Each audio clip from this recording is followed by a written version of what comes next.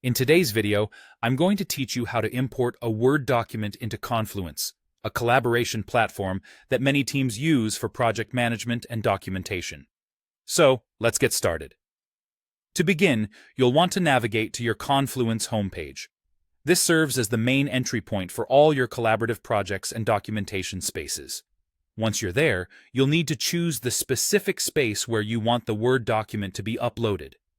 Each space in Confluence is like a dedicated project area, helping you keep your work organized and streamlined.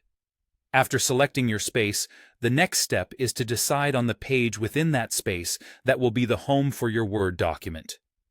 Think of pages as the individual documents or topics within a broader project space.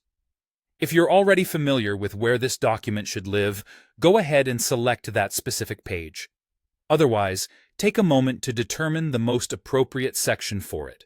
Now, with the page open, you'll see an option to edit the content. Click on the Edit button to start making changes to the page. This is where you can modify existing content or add new material, like our Word document. While you're in edit mode, look for the option that allows you to add image, video, or file. Clicking this will give you the chance to upload new content directly to the page. At this point, select Upload. This option is crucial as it allows you to bring in external files from your computer directly into Confluence.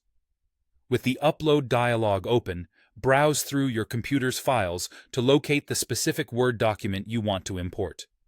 Choose your Word document and simply upload it to the selected Confluence page. Once uploaded, Confluence handles the embedding, making the content easily viewable and fully integrated within your space.